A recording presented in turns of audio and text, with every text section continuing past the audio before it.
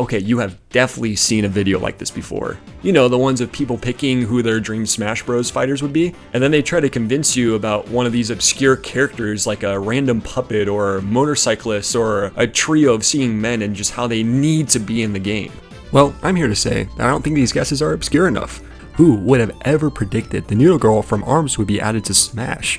Or like the 5th obscure Fire Emblem character? To truly get into the mind of Sakurai and what new characters will be added to the next installment of Smash Bros, you have to expect the unexpected. That's why here at Sample Text, we are going to be putting in our predictions for the fighters we want to see in the next Smash game. The only catch? We can't have ever seen anyone suggest these characters before. The rules for this challenge are simple. The characters we pick have to originate from a video game franchise. That means no Goku, Shrek, or Reggie Fils-Aimé. Second, we actually have to pick characters that we believe could be in the game. That means explaining why the character would be relevant enough to be in the game, as well as why their moveset would be fun to play. So we can't just pick some rando like Monty Mole to be contrarian. Although on second thought, my main is Piranha Plant, so that actually sounds kind of fire. And finally, we have to have never seen them suggested before. Not when talking to friends, not on online forums, not on other YouTube videos. This might make it a bit more of a challenge for Eric, our resident Smash Bros. Addict. Without further ado, let's kick it off with Burge to see what unknown character he has in mind. I have some crazy information for you guys if you're ready for it. You know Valve, the company that owns Steam?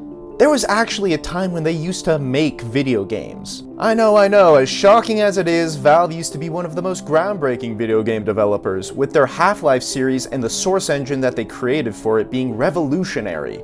Their innovations to PC gaming, particularly first-person shooters and sandbox environments, were landmark developments in the gaming industry. Back in the early to mid-2000s, it seemed that all first-person shooters worth playing on PC were built as mods for Half-Life, or used the source engine made for it. Many of the mods, like Team Fortress or Counter-Strike, ended up getting official backing by Valve themselves. What I'm getting at is that before Valve as a company became a glorified digital casino, they had a lot of relevancy in the history of video game development.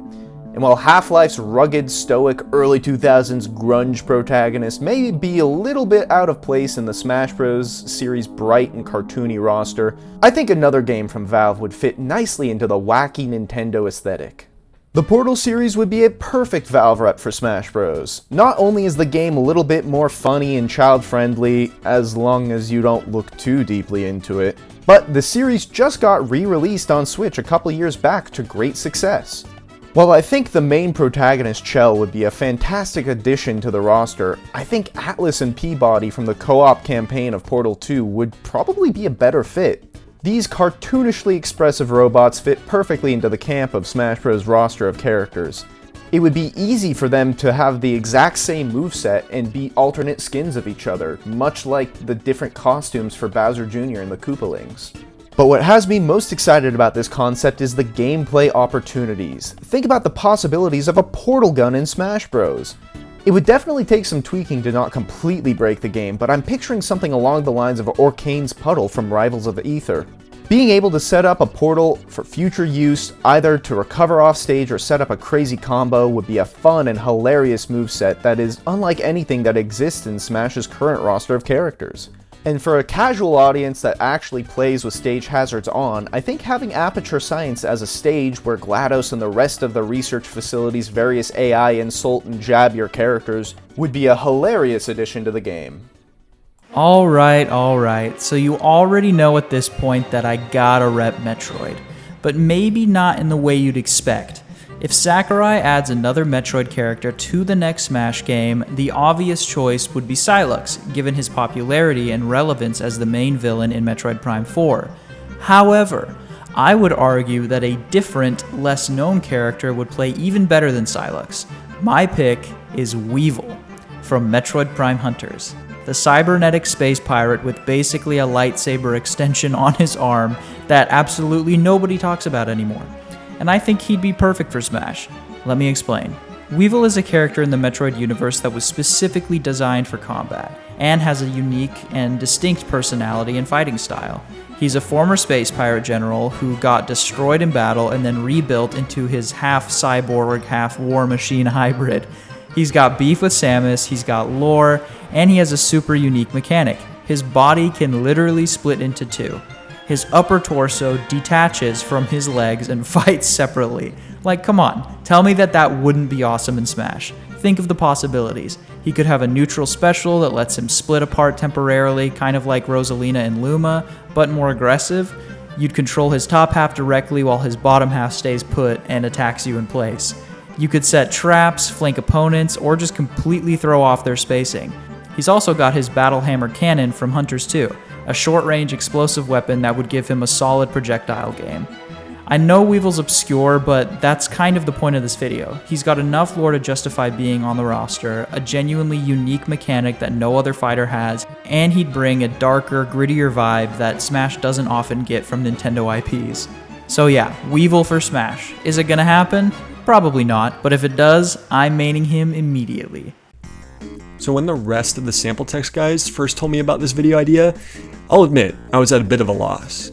As I thought of the multitude of video games made in the past 5 years alone, I felt the suffocating grasp of choice paralysis invade my body, which is like the same feeling I usually get when looking at the menu at Cheesecake Factory.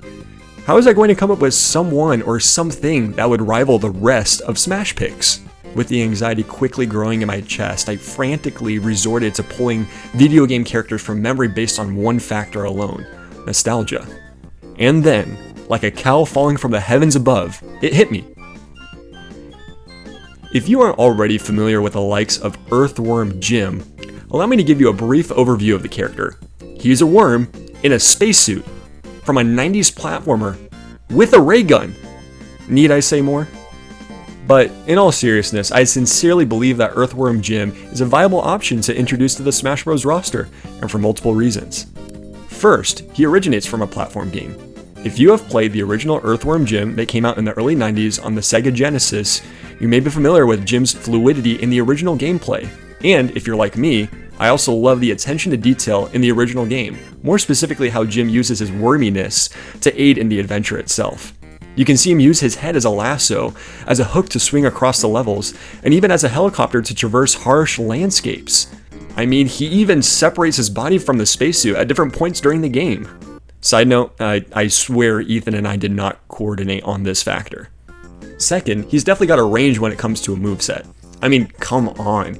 He can definitely combine some elements of a gunner and a brawler, sort of similar to a Fox or a Falco. I can also clearly imagine him using his wormhead lasso to, extend his grab range and assist in his recovery with his helicopter ability when, once again, using his head. I could even see something akin to Bowser Jr.'s Up Special, where Jim completely abandons his suit to gain some extra air, and leaving that suit behind as sort of a punching bag, avoiding potential damage from oncoming attackers.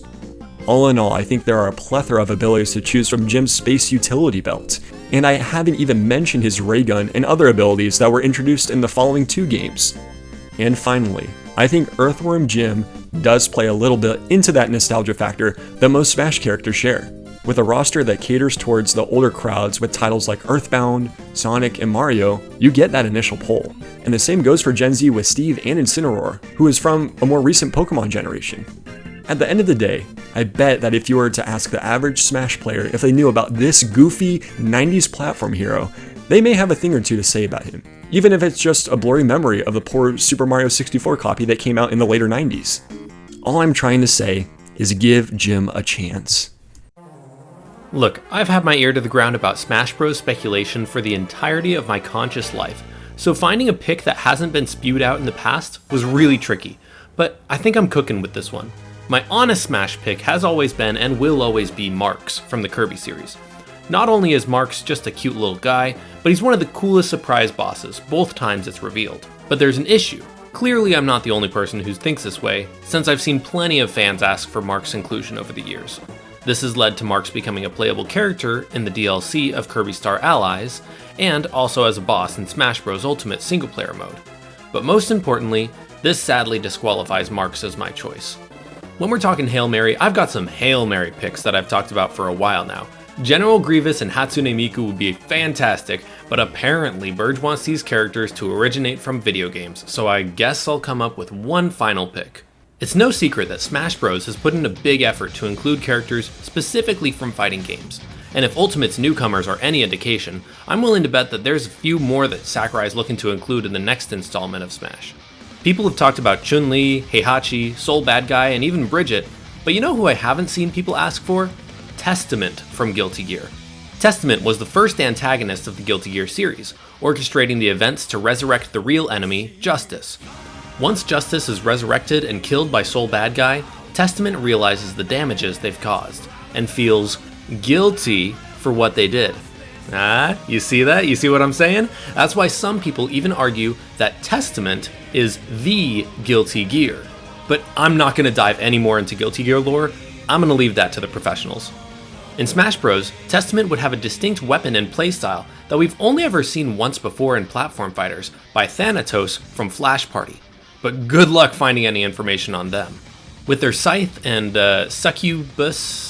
succubi, I guess, Testament would be a hybrid sortie and zoner that we've only ever really seen before with characters like Robin and Byleth, maybe Sephiroth, but even then, that's a bit of a stretch. They would bring a totally new playstyle to Smash that fans would be sure to enjoy. And with unique attacks from almost every installment of Guilty Gear, Testament would have so many special moves that Sakurai and team could reference. From trees to teleporting, to nests to stains, there's no way Testament wouldn't end up with a cohesive and enjoyable playset. Testament's alternate costume variety would be great, rocking both their modern style from Strive and their original style from earlier Guilty Gear games, adding a non-binary icon to the Smash Bros. Roster. To be fair, this really is just me justifying adding my Strive main to Smash, but I really do like their style and think they'd fit in really well with the rest of the Smash Bros. Characters. And there you have it. That's all of our Hail Mary picks for Smash Bros. Characters that we want to see in the next games. Thank you so much for watching. If you enjoyed this video, make sure to like it, make sure to subscribe, because we're going to keep making new content. We're going to follow up in the next couple weeks about that General Grievous comment that I made. I'm serious about it, and I made a PowerPoint to show all of the other guys, and their responses were nothing short of absolutely hilarious. I've never laughed so much. So be on the lookout for that. Until next time, thanks for watching Sample Text.